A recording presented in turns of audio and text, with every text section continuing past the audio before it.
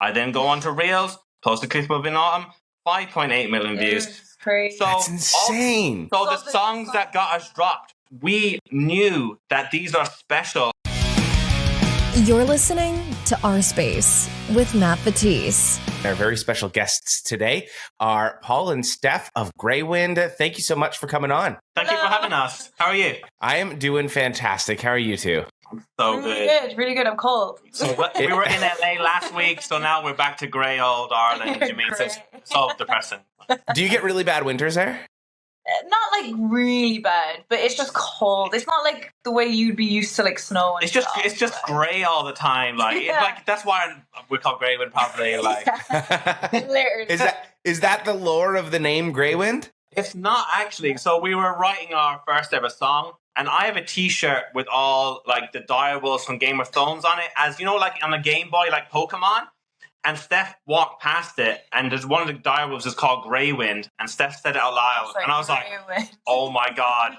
Put those words together. That's the name. That sounds like the music we're creating, and Greywind was born. So we're after a direwolf. Yeah. You quite literally picked a band name, sort of like the way the memes say, right? You kind of stumble into some sort of thing, and you're like, "Oh, that would be a cool band name. Fuck it, let's do it." That's literally it. Exactly. I love that so much. You said you had a great band story. I don't know if you want to start the podcast off with that, or if you want to get into that later. It's like if you want to get it's our origin story. It's very dramatic. It's very dramatic. It's very sad, but then it turns out nice. Like, but if you want to get into it later on, like. Yeah, definitely. Let's get into that later on. Let's start off with the social media side of things. You guys have had been killing it on social media lately, like absolutely killing it. I love it so much. What has that been like for you? It's been so crazy in the sense that it feels like we released our debut album this year, and that album was released in 2017. I don't think a lot of bands, I don't know if they're fully. All of them are in on it. It's like literally the world is there for the taking right now. You don't need a label. You don't need a manager. You don't need a PR or radio plugger. It's like fans. People can have it in the palm of their hands now to discover. They can decide who they want to like and who they want to support and whose show they want to go see. Yeah, who they want to stream. Like it's so good. It's changed our lives. Yeah, even just like for us, like this story will probably tie into our origin story about how like social media has changed our lives, but yeah, it's been unbelievable. It's been crazy. Yeah, and I mean, you guys started in 2017 and released Afterthoughts, and then there kind of hasn't been much between there. Was there anything that was sort of happening in that time? We have to tell the story now. Okay. Dying, just no, because it'll make it makes sense. You mentioned it before we hit record, so I'm like, at some point I need this story the way you teased it. Okay, we live in the south of Ireland in a town called Killarney. There's no scene whatsoever. Like we were the only two emos in town. We could never find another band, never play another band members. We could never even play a live show. No. So we'd go busking like on the street and play Taking Back Sunday and My Chemical Romance, and people thought we wrote those songs. People thought we wrote QLD. Like they literally were like, "Oh, it's great! That's a lovely song." So we could never find any band members. So one day we were like, "Okay, let's just finish writing our first song. Let's book ourselves into a studio next week, and it'll force us to finish this song." And we'll ask the producer, can he just put programmed drums on it and bass so we can hear what we sound like as a live band? So we finished writing our first ever song. It was a song called Afterthoughts. And we went in the studio, recorded it all in the day. Steph did her vocals in 10 minutes. And then we were like, oh my God, this is how we want to sound. Oh my God, we heard us. It's the first demo we ever heard. So we posted it online for ourselves. Just post it on SoundCloud and YouTube. The next day, Warner Brothers, Sony, and Universal message us saying, who is your manager? Who are you signed to? Do you have other songs? We're like, yes, we have more songs. We did not have any more songs. That's the way to do it. Yeah. I was going to say, when you were playing Taking Back Sunday out on the street, nobody walked up to you and was like, do you write that song? I'd like to sign you.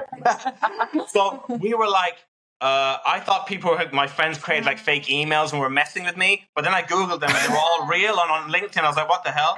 And like, I say this my head was spinning because I was like, this doesn't happen. We have no fans. This is the first time we ever wrote. Never played a live show before. So I had to take my dog for a walk to clear my head. 15 minutes down the road, I realized I'm just holding my dog's lead and I've got my dog at home. Because my head is all over the place.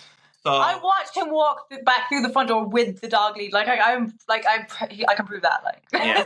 That is amazing. Just walking the dog with just a leash, nothing on it, just dragging it on the floor. Yeah. So we're like, what the hell is happening? Like literally, what? So then the day after that, some of the biggest management companies around in the UK started emailing us and saying, are we signed to anyone? Are we managed? And we're like, no. And they're like, don't talk to anyone else. Don't talk to anyone else. And we're like, of course. Yeah. So then we got flown over to London. Like we literally just wrote our first ever song, first time ever recording. And literally a week later, we're negotiating a deal with a management company. And straight away, they're negotiating a major record deal, and they're strangers to us. That's kind of the craziness. So then we're kind of trusting these people with our lives, I guess, like straight away. And this is, like we said, this is our first band. Never played the show. Never been in the music industry. Don't really know anything. We're very naive. Yeah. To it. I want to make it very clear. You know when people say this is like never played a show before, we're not about like not even saying that about this band. I mean, we've never been on stage ever. Like ever to this day, or at that point. Ever. Never been on stage in our entire lives, and we have all the major labels. Never, ever. Yeah. So we're like, we're having imposter syndrome. We're like, what the hell? So anyway, we ended up straight away signing to Universal immediately, and they're like, record your debut album. We're like, what? Okay, so me and Steph would leave meetings and be like, wait, shouldn't we be doing an EP and then touring it? Like getting fans? We're being literally told, being advised from our big new management company and a major label. Like we have the same label. We're on the same label as Ariana Grande now. They must know what they're doing. So we're like, we're writing an album, songs that are inspired by Clarity by Jimmy Eat World, and taking back. Can we get a Greywind song featuring Ariana Grande or what? Like when is that happening? We're gonna sell out by album 4. So then they said go to demo the album for the next 2 months and then you record it. So we're like, okay. So for 2 months I did not sleep because I was like, this album is gonna represent us for our entire life. Yeah, even when we're dead and gone, people will be hopefully listening to this. So I want it to be good. That's a lot of pressure too. Yeah. Exactly. I don't think people realize when your dream is coming true right now, but it's not coming true in the way you think. You're literally thrown into it. And I always heard horror stories of bands even I love that hate their first album, and I didn't want that to happen to us. I wanted to love our first album because I love it. And naturally. Yeah, and lucky for us is some bands need EPs and albums to discover who they want to be. We knew from day one, we want to combine emo with post rock. But this album is going to be My Chemical Romance Thrice meets Explosions in the Sky Caspian. Yeah. Album 1's going to be a beautiful Calm to Storm record. So we were then flown. We showed all the new demos to our new label, and they're singing along to them in the meetings. We're like, we're doing this dark emo record, and this major label is singing along. What? We were like, there's got to be a catch. There will be a catch. But we're like, what's going on? So then they flew us to Texas to record, so we spent a month in Texas. Yeah. a couple of Irish kids in Texas. That must have been a culture shock for you. So we're in the desert recording our debut album. I ended up having a pretty bad mental breakdown. Steph had a mental breakdown. No, it was really bad. I was having panic attacks every day. It fully hit me of, oh God, how am I meant to do this? I can't do this. Was it just the pressure kind of? Yeah. And the pressure of this album? Yeah, basically. And then, oh my God, a major label and then a management and oh my God. We haven't played a show yet. This song's going to represent you. We're finishing writing lyrics as I'm about to sing it. It was all very kind of oh God, we're trying to, everything felt rushed but we were still so obviously so proud of this album, but it just felt too much pressure, and I was just crying every day. And even that's why, for me, I didn't sleep for months because I was like, we are not leaving Texas unless we think this is the greatest debut album we could possibly create right now. And we left with that. We left like, this album was brought by like our uncle committed suicide, and it kind of opened our eyes a lot. So this album is 45 minutes of us grieving. All these songs connect and are about like... And even like that, it's like, I didn't want to mess that up as well, because it's like... It's there's extra pressure on top of that because it's so personal. Yeah, exactly. So then we got back from Texas, and a month later, my phone rings, and it's it's one of our managers, someone who I don't really deal with as one of our managers, but he's ringing me randomly. I'm like, okay, hello. And he's like, hi, Paul, just letting... Oh, you skipped. Oh, you skipped. No, wait, okay, ignore that. We get a call from all of our managers, and they say, hey, guys, just letting you know, Universal are dropping the 6 acts that made them no money this year, and you're one of them. And we were like, we didn't release anything yet. They sent us this. Like, what? Okay. I haven't been able to. Yeah, so we're like, but then they were like, it's all good. They're going to give you the rights to your album back and all your advance. And we, as your manager, we already have our own label through Universal anyway. So we'll release it through there anyway. So we're like, so wait, we've been dropped by Universal, but we're still releasing it through Universal, but you're Universal. Okay. So how does that all work? But yeah, so then we could tell our managers switched off the moment we were dropped. You can just tell the lack of kind of, for us, nothing has changed. It's like we've written some incredible songs that even Zane Lowe was playing our songs, and we're like, but they were more focused on, industry. If the industry, if that person doesn't believe in it anymore, they must not be good. Yeah, kind of like rather than listening to like the fans. So, but anyway, so we could just tell that they switched off. But anyway, then we ended up playing our first ever shows. We ended up supporting Thrice, which was our 15th time ever on a stage was supporting Thrice in the solo show in London. Oh my god. That is so exciting. Yeah. I remember when we were sound checking and then we finished and I walked back to the dressing room and Justin Consu was like in the hall doing a little photo shoot and he just turned his head and like kind of smiled and I just couldn't look at him like I was probably really rude because I just couldn't. I was so nervous. so then we played Reading and Leeds and we got some crazy things. But then they were always kind of scattered. It'll be like one show, you'll be like on a high, you're supporting Thrice, then you wouldn't play a show for another 4 months. It was like every one other band around was touring while we were playing one show every 3 months. Yeah. And our album's supposed to be coming out this year. So our album was coming out in January. And we were like, before, say it's like November now, and we were like, we just want to tour. We've only played like 16 shows and our debut album's coming out. It's like, it's kind of, you put your trust in these people and then you realize, wait, do they fully know what they're doing? But anyway, so then we said, can we just announce our first ever headline show or do something special for the day of it, the day the album's out? So we announced our first ever headline show and it was in London and we did it in a church, this really gothic church.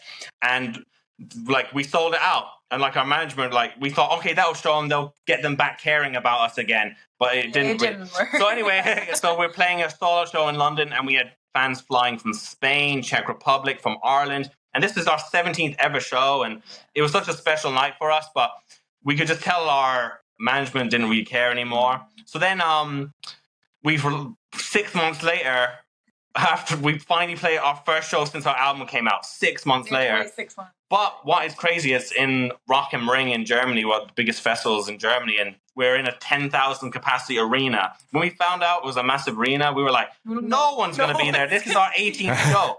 But we walk out and there's Irish flags and they're chanting Kerry, where we're from in Ireland. And we were like... They were chanting one more song, but we had no more songs. I want an encore. Guys, that's it. We literally don't have any... Unless you want us to, like, cover My Chemical Romance or something. Here's Helena. But, so then we were like... every time we played, we were doing something special, and the reaction from the fans were... But our team didn't really care about us anymore. So then after that show, a couple of days later, my phone just randomly rang. And it was one of our managers. The lead singer of the band isn't on the call, by the way. It's just me getting a random call. And hi, Paul, just letting you know that a lot of our bands on our roster are releasing albums next year, and we don't really have time for Greywind anymore, so all the best, goodbye. So I said, thank you so much for everything, all the best. So then we were like, okay. Oh, and then the next day after that, our agent dropped us. So we kind of lost everything. So it was just a pile on, right? Yeah. So, but, okay, plot twist. Okay. This is the moment where it can usually break a band. And it kind of like, okay, I'm not good enough, blah, blah. I'm the opposite. I felt that, but Paul didn't. I was like, no, I can't. I love it. Doubt me. It's my favorite thing. So anyway, okay. I love that, by the way. Plot twist to the story. When Universal dropped us and our management were like, we'll release the album through their own label. You know when some bands can sound probably bitter of like, oh, they didn't really care about me, blah, blah. We have living proof because when we got dropped, our new team forgot to put a record deal in front of us. A new record deal. So because of that, we got a lawyer and saying, hey, just so you know, you forgot to make Greywind sign a record deal for Afterthoughts when they got the rights back. They own it. Take everything down off Spotify and Apple Music so we can re-upload it. Yeah? Which we were like, this gets into the part of the story when we're on about the years of a gap. So we said, we are not releasing any music until they take down Afterthoughts. They didn't make us sign a record deal. They messed up. We poured our hearts into it. That record belongs to us. Yeah. So they got back saying, no, Greywind did sign a record deal. Joan in New York has it. Me and Steph have never been to New York. Joan doesn't exist. Yeah. Joan. Who's Joan? Joan. So anyway, it took and then COVID hit, so that took like 2 years. So it was 5. It was a long time. It was like 4 to 5 years of them get back and forth saying no. So then in late red tape and lawyers always make music fun, right? Like that's what music's all about. Yeah, so they kept on saying, oh, Greywind did sign a deal, but they realized they messed up. But anyway, in late 2021, early 2022, they finally got back saying, yeah, we can't find a contract. We're going to take it down on Spotify, Greywind to own it. And we and Steph were like, yes, oh my God. Now we can begin. Finally. So then, straight away, go onto TikTok. We re-uploaded it. I went onto TikTok, posted a clip of our song Car Spin, 500,000 views. The next day, I posted a clip of our song Afterthoughts, 1 million views.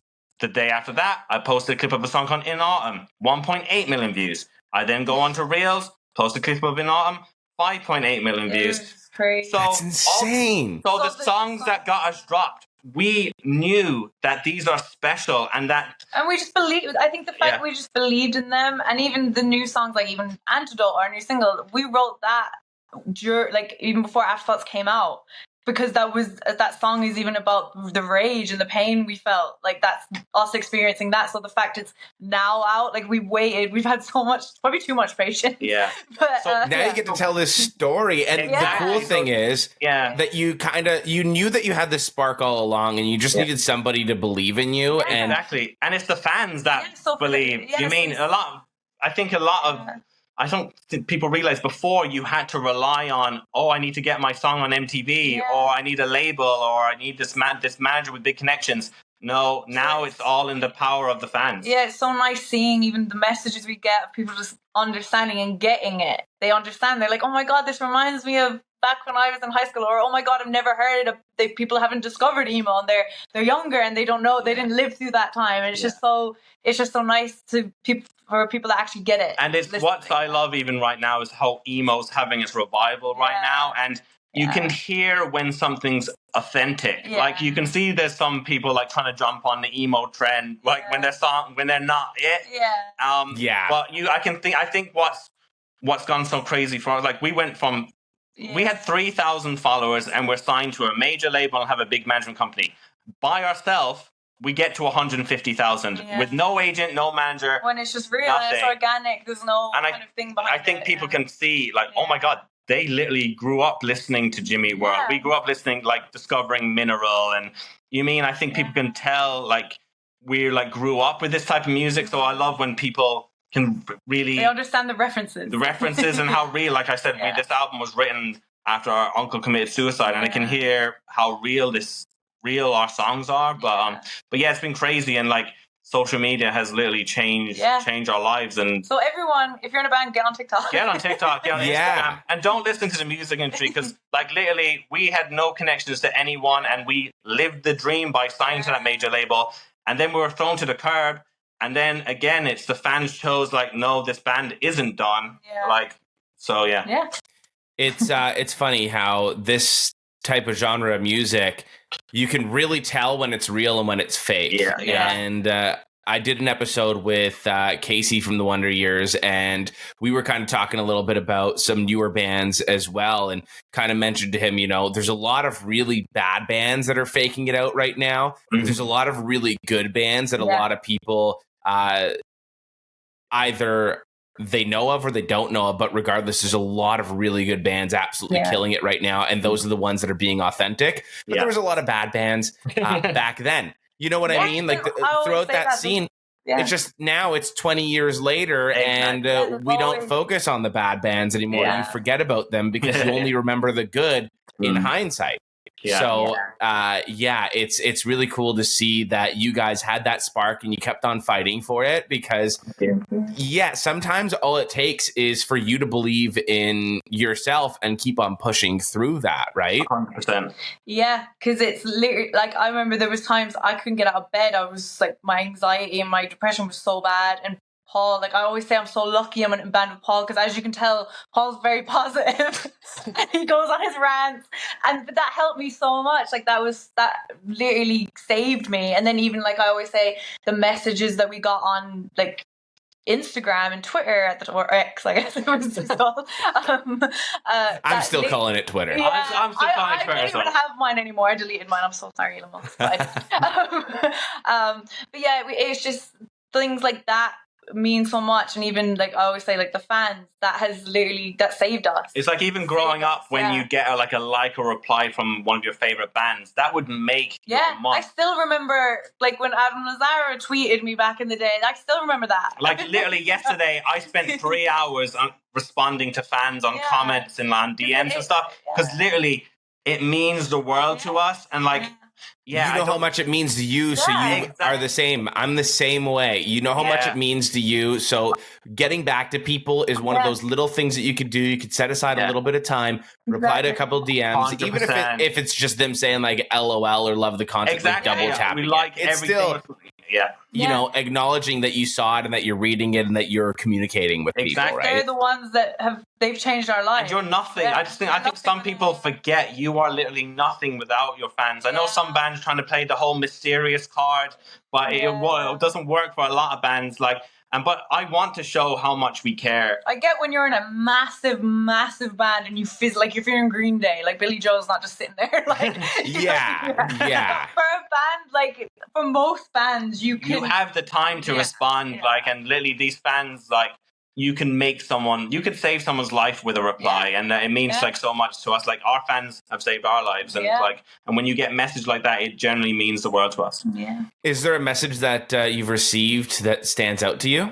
Oh, there's been that you can remember. It's really dark, sad ones, which I think if I say that, along the lines of that, and it's been so crazy like reading someone say that, oh my God, I listened to this song and this literally saved my life. Like I can't imagine, like that's one of the saddest ones I ever read. It was someone's sister, this guy called Tom's sister, and she wasn't a fan of our music, but she was messaging to say that he had died from cancer, and our music helped him stand up on the days he couldn't.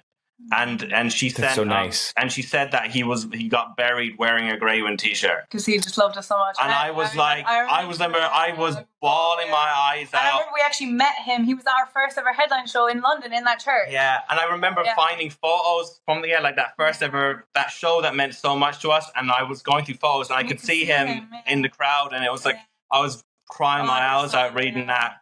But I don't think people realize the power that music has on to help someone in their darkest moments, and how it, like I said, how it helped us. And even the fans then kind of gave that back to us when I was crying and I was so sad and I couldn't get out of bed. Like they literally saved me. So hearing them say that about us just means so much. Yeah. those are heavy messages, but they're always nice ones to receive, to know that your music is making that sort of impact, which also I think speaks to what you've sort of been touching on before with the corporations and getting dropped and all the stuff that you've been through. Like music is so much more than that, right? Like these, a lot of them, you know, you can crunch those numbers and try to make as many dollars as you possibly can. But at the end of the day, you're working in an industry where there's creative output and it means so much to people. And sometimes the numbers don't always show that, at least not right in the beginning as well. Like you guys were still, like you said, a relatively new band and hadn't played a show yet. You know, it was, you sort of got that early attention and who knows, maybe that was all for the best and everything happens for a reason, right? Looking back, it's the greatest thing that's ever happened to us. We've learned so much. And even now, like, being like we said earlier, like Casey from the Wonder Years being our manager, like that's amazing. I'm like, he gets it. I feel like all that happened to lead to him to be our manager, because he just gets it. He's in a band himself that has gone through struggles and he just gets it. So, even like the thing is, what's so kind of exciting is like we haven't even played 50 shows as a band yet, and we haven't even started yet, and that's what's so exciting right now is like building like an organic, like authentic fan base, and now having a manager that completely gets us and is like our favorite person in the world. It's like, but it's just really exciting times, and like seeing these songs we poured our hearts into to be discovered is really special. That is really special, and it's really nice to hear that you guys have Casey sort of taking you under his wing as well, because obviously that's someone who gets it and has been through it all. And it's also nice that you sort of got to learn those lessons early, right? Where a lot of bands might be grinding for 5-10 years before they finally get that discovery through a label, and then go through all of that, and then it's like then they're 10-15 years into it, right? And learning that late. 100%. Lucky in that sense is we got the lesson early. And literally, like, we own our debut album. A lot of bands don't have that, and they make and it's just and you understand that band because you think that the person in the label or that manager knows more than you. And sometimes what I've learned and what Steph has learned is like a lot of people are completely winging it and they don't know what they're doing. And sometimes you have to believe in yourself and like literally like find someone who, like, we've been through multiple managers and like literally now it's taken us like years to find someone who finally gets us and gets our demos. The demos, like we sent him when we first had a call with Casey, and we sent us all the new demos, songs that had previously got us dropped, like we were saying. And then Casey hears these songs and like, oh my God, these songs are special. And one of those songs was Antidote. And the reaction online has been absolutely insane in the last couple of days. And we're so excited for people to hear what we have coming next. So Well, that was my next question, was Antidote. How has that been going? Have you been loving the replies? I see you're on a bunch of playlists now, and people seem to be having a pretty positive reaction to the song. How has that been for you? Oh, it's been amazing. I've wanted to release that song for so long, so long. So it's crazy. It's kind of like so exciting because like with that song, even like the name Antidote, it's like our fans became our antidote. Like they were our cure. So I was like, it's the perfect song name for our friend. And then that song is basically us in that time thinking, oh, there's no antidote. There's nothing. Oh my God, everything. I hate everyone. They all hate me. I'm raging. That's what that song is. It's a full-on rage. It's just our rage. But I love, but one of my favorite things about that song is I think it shows a different side of us that we've been wanting to show. Like we've always, album 1, the plan was always going to be like a Calm to Storm album. And then album 2 is going to be a faster paced record. I think even I saw people referencing like they can hear Blink-182 in it. I even saw someone on X this morning saying it reminds them of like a modern day Tell All Your Friends, Taking Back Sunday. I was like, that's exactly. We wanted to lean into those bands more because Afterthoughts was purposefully the way it was. And we, like Paul said, Explosions in the Sky and Thrice and those types of bands. But now we're going to lean more into our pop punk emo kind of vibes, but then still have our Thrice moments and still have My Chemical Romance. That's why I'm so excited. It's like even with those references, it still feels like different and feels new to people, but gives that kind of new, but has that nostalgia feeling. Combining all of our favorite bands. And I think people are going to be shocked by what they're going to hear next, because we have some of our heaviest ever songs and our biggest ever songs that are about to be released, and I'm like, I'm just so excited. I'm so excited. They're my favorites. Like, we got a mix back of a song like literally 2 hours ago, and I'm like, people are going to lose their minds, and I'm just so if no excited. one else likes it, me and Paul like it. We're like, that's what's important. And I mean, exactly. That's a part of staying true to yourself with that first record, right? You stay true to yourself. You put something together that you guys absolutely love. Yeah, exactly. And even with all of the drama and bullshit that you went through, it still ended up years later instantly blowing up because it was a good song that you believed in, and when you believe in something, other people can believe in it exactly. too, right? It's like, I think the aim, like, as a band, is like, I want to be in my favorite band, and I am in my favorite band. So, like, I'm so, like, even listening to, I know I always, some interviews I see of bands that, like, they release albums and they never listen to them again. I've listened to us probably like 40 times today already. Like, but so with all the new music, it must be really exciting. Do you have any set dates or time frames for a second record? We can't announce anything fully yet, but another Greywind song is coming very, very soon. Like, and then there will be more after that. It's not just going to be one song and then we're gone again. Yeah, we were in LA in August for around 2 weeks, and then we came back for a month, and we were back there for another 2 weeks. So we've got so much done. We're working with Sam Guyana and Casey. They're both producing our new songs, and just working with people that just get us. Like, they love all of our favorite bands. They're also their favorite bands, so they get. If I say a reference, they know what I'm talking about. Whereas before, with people, they wouldn't know what I'm referencing. Yeah, remember that Blink when you were was it Blink? When you it was. Yeah, I was literally one night before we were doing a track with Sam. What was I referencing? Was it Obvious by Blink or something? And I was listening to it at like 3 a.m. and I was like, yeah, okay, I want that. I'm going to go in and say that tomorrow.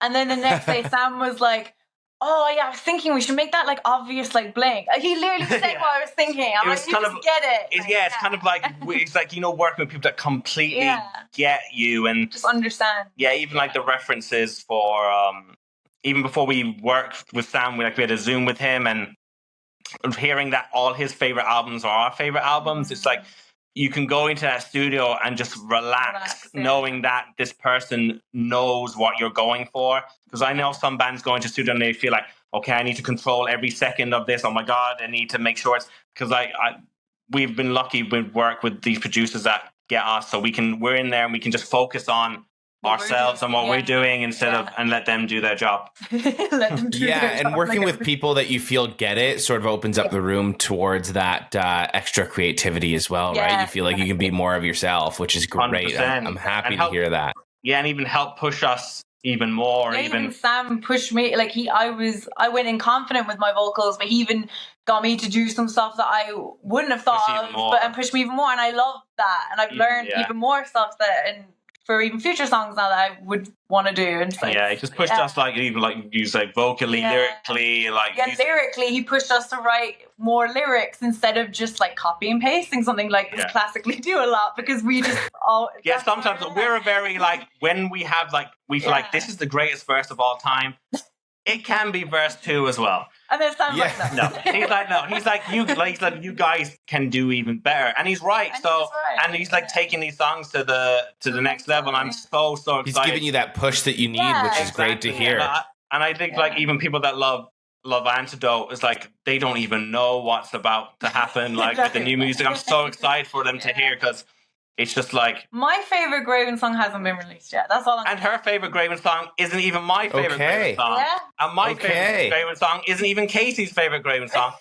And Casey's favorite Greywind song isn't even Sam or other producer's favorite song. So there's something for everyone. So that's how you know it's going to be a good record, when everybody has a different favorite. I'm so excited for you to hear it. Yeah. I'm so excited to hear it. One more thing before we go, I've been asking everyone with this podcast, do you have a favorite up and coming band other than yourselves right now? I think Sweet Pill are really cool, and Pool Kids. Yeah. There's so many cool bands right now. Sweet Pill are just really cool. Yeah. They just look cool. I'm only laughing because that was Casey's answer as well. What's that? He didn't even say Greywind. What the hell? Casey, like, Okay, so he probably might have been a bit too biased. I won't be sending him an angry message after this, but going to see the Wonder Years tomorrow. yeah, tomorrow morning we're flying to London and we're going to see the Wonder Years for the first time ever tomorrow night. That's so exciting. They're one of my favorite bands to see live. That's why when Casey had started messaging me, I got really excited because they were one of my top Spotify bands last year, and I've seen them 3 times in the last year and a half, so they're going to absolutely kill it. And obviously you're seeing them for the Greatest Generation tour, so have so much fun on that one. Oh, I'm so excited. It's going to be so good. Yeah. So we have to get up at like 5 a.m. to get to the airport. So, but it's worth it's going to be worth it. It's going to be worth it. Worth it. Well, thank you so much for coming on the show. Thank you so much. Thank you so much. Thank you. Thank you for listening to Our Space with Matt Batisse. If you enjoyed yourself, please support the show by subscribing and leaving a review.